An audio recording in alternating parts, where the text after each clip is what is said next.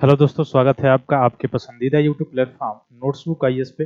दोस्तों, आज हम लोग बात करेंगे नासा का जो है ऑर्बिटिंग जो एक मिशन है, कार्बन ऑब्जर्वेशन के लिए जो मिशन छोड़ा जाता है नासा के द्वारा। हालांकि ये पहला नहीं है, इससे पहले भी कई मिशन नासा के द्वारा छोड़े जा चुके हैं। आखिर क्या ध्येय है इसका, क्या मोटो है, मुख्य रूप से क्या उद्देश्य है, किस उद्देश्य के कारण ये छोड़ा जाता है? तो मुख्य रूप से जैसे आपको पता है कि ग्लोबल जो कार्बन है या मुख्य रूप से देखा जाए जो क्लाइमेट चेंज हो रहा है, उसका सबसे बड़ा प्रभाव जो होता है वह जो ग्लोबल वार्मिंग जो गैसेस हैं उनके कारण होता है। इनके कारण जो है पूरे जो पृथ्वी पे ग्लोबल वार्मिंग का जो आज देखा जा रहा है या मुख्य रूप से देखा जा रहा है जो क्लाइमेट चेंज हो रहा है, उसके लिए आप देखे होंगे अलग अलग जो है प्रोटोकॉल हुआ है, इवन कॉप भी होता है एंड कॉन्फ्रेंस ऑफ पार्टी। अब कॉन्फ्रेंस ऑफ पार्टी के अंदर अगर आप चलेंगे तो कई तरह के कॉन्फ्रेंस ऑफ पार्टीज होते हैं। जैसे कॉन्फ्रेंस ऑफ जो पार्टीज है वो तीन तरह के होते हैं।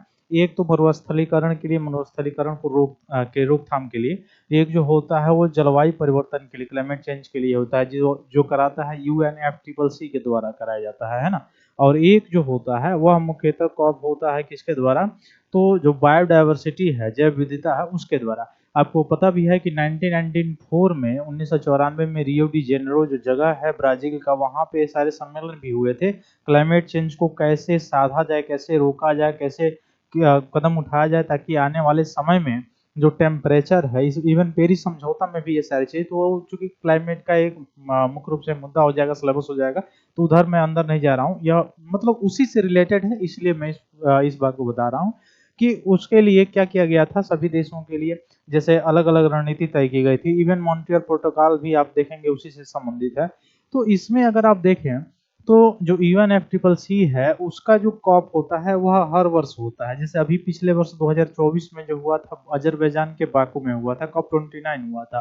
तो प्रत्येक वर्ष, अभी जो इस वर्ष होगा COP30 होगा, तो वो प्रत्येक वर्ष होता है। लेकिन जो बायोडायवर्सिटी वाला है और जो मरुस्थलीकरण वाला है, वह दोनों दो दो वर्ष पे होता है, प्रत्येक 2 वर्ष पे होता है ना।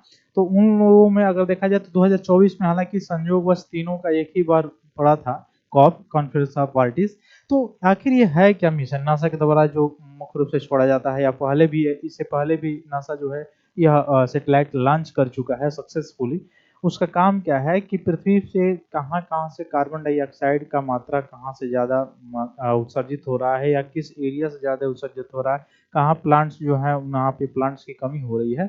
इसका उपयोग इसलिए किया जा रहा है ताकि आने वाले समय में किस तरह से स्ट्रेटजी निकाला जाए ताकि वह आने वाला जो जलवायु परिवर्तन है उसको साधा जा सके, है ना। तो उसके लिए यह सैटेलाइट जो है लॉन्च किया जाता है। तो अभी फिर यह सुर्खियों में बना हुआ है। तो 2025 में अभी जो है ओसो मिशन जो है उसके लिए 2025 में टर्मिनेशन किया गया था, लेकिन ट्रम्प एडमिनिस्ट्रेशन के द्वारा फाइनेंस ईयर 2026 जो है उसके में बजटिंग किया गया है नासा। चूंकि नासा जो है वह एक प्रकार का गवर्नमेंटेड इनिशिएटिव जो है, इंस्टीट्यूशन है वहाँ का, अमेरिका का।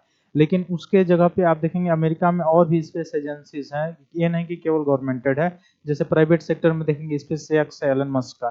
तो वह ये सारी चीजें भी हैं जिसके चलते आप देखेंगे कि जो नासा है या इवन दोनों के संयुक्त जो प्रोग्राम है जिसके तहत जो है अभी ISS में गया हुआ था, इंटरनेशनल स्पेस स्टेशन में।